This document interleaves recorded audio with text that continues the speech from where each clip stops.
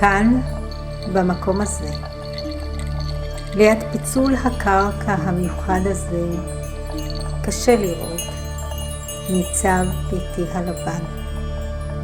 כשאני מציצה מבעד לחלון, יש לי מסגרת של מקום אליו אני מתעוררת.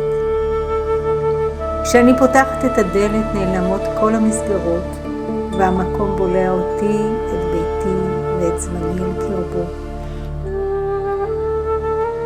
בערב, כשהחושך משתלט על הכל, אני נכנסת אל ביתי הייצוג בטון ומלט, קירותיו עיתון מבודד ורצפתו פלחי שיש איטלקי.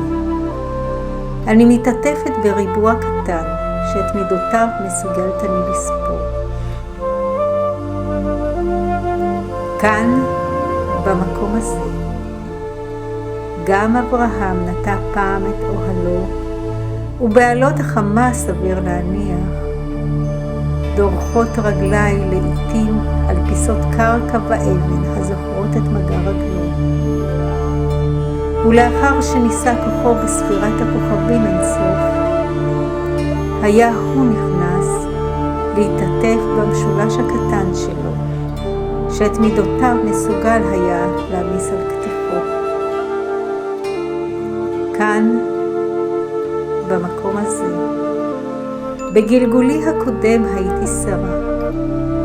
שנים ליטפתי את מראות אברהם כשדמעותיי רחצו את כפות ידיו, ומתתי את בני יחידי, שהודות לא צחקתי, נלקח אל העקדה.